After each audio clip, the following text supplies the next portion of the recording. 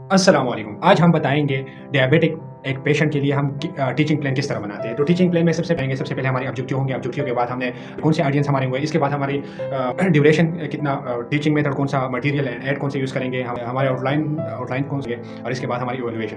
तो ये 4-5 चीज़ें हम डिस्कस करेंगे। सबसे पहले गोल्स हैं, जो ऑब्जेक्टिव्स हैं, वो मेजरेबल हो, वो स्पेसिफिक हो, अचीवेबल हो और टाइम बाउंडेड हो। तो हमारा एक ऑब्जेक्टिव ये है कि हम पेशेंट को ये बताएँ हमें हाइपोग्लाइसेमिया के 3 सिम्पटम्स के बारे में पता होगा। दूसरी बात ये है जो लेंस डिवाइस है वो कैसे यूज़ करनी है और डाइट प्लान कैसे बनानी है और मेडिकेशन कैसे यूज़ करनी है, तो ये 4 प्लान। इसके बाद हमने ड्यूरेशन तकरीबन 45 मिनट्स में हमने 15 मिनट मेडिकेशन के लिए, 15 मिनट्स हमने डाइट प्लान के लिए और 15 मिनट हमने क्वेश्चन आंसरिंग के लिए। इसके बाद हमने ऑडियंस को सेलेक्ट करना है, तो हमारे ऑडियंस कौन से होंगे? हमारे ऑडियंस वो होंगे जिनको टीचिंग की ज़रूरत होगी। जिस तरह के हमारे डायबिटिक पेशेंट, ओबेस पेशेंट है, ओबेस पेशेंट जो न्यूली डायग्नोस्ड है डायबिटीज़ टाइप 2 डायबिटिक मेलाइटिस के साथ, तो हमारा वो पेशेंट होंगे। दूसरी बात जो उनकी फैमिली है, जो खाना वगैरह बना रही होती है, जो स्पाउस है, उनको समझाना। और थर्ड नंबर पे हमने केयर गिवर्स को जो केयर्स देती है पेशेंट को, हमने उनको समझाना है।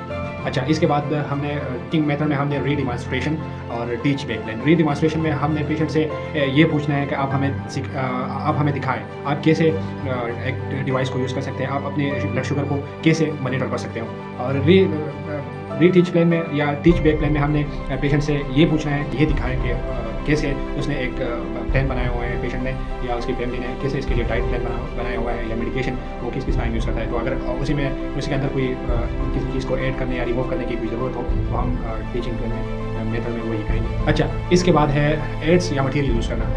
इस टीचिंग प्लान में हमने एड्स या मटीरियल इस तरह यूज़ करनी है कि हमने पेशेंट को ये बताना है कि किन चीज़ों को किस तरह आपने विजुअलाइज़ करना है। इसको शॉर्ट हो, कोई वीडियो हो, कोई ऑडियो हो या कोई इस तरह की लेक्स वगैरह हो, तो कोई टेम्पलेट, तो हमने उसी हिसाब से हमने समझाना है। अगर जो डायबिटिक फूड है तो उसकी कैसे केयर करनी है, किन चीज़ों से बचाना है, उसकी सर्कुलेशन कैसी मेंटेन रखनी है। तो इसके बाद है हमारी आउटलाइंस। टीचिंग आउटलाइंस में सबसे पहले इंट्रोडक्शन, उसके बाद फिर डाइट प्लान, इसके बाद मेडिकेशन और डेली एक्टिविटी या एक्सरसाइज वार्ड। इसके बाद हम करेंगे फिर इवैल्यूएशन। इवैल्यूएशन में हम ये देखेंगे कि जिन चीज़ों को हमने इस्तेमाल किया है, जिन चीज़ों का हमने अप्लाई किया था, जिन चीज़ों को हमने प्लान किया था, आया उसी हिसाब से पेशेंट इम्प्रूव हो रहा है कि नहीं। अगर पेशेंट इम्प्रूव हो रहा है तो इसका मतलब ये है कि हमने टीचिंग प्लान चेंज नहीं करनी। अगर खुदा न खास्ता जो है कोई कॉम्प्लिकेशन आ रहे हैं, कोई इस तरह के मसले मसाइल आ रहे हैं जिससे पेशेंट ज़्यादा इरिटेट हो रहा है या पेशेंट की कंडीशन ख़राब हो रही है या मतलब ये समझ लें कि मतलब पेशेंट सेहतयाब नहीं हो रहा, मतलब मसले आ रहे हैं, तो हमने चेंज करना होता है।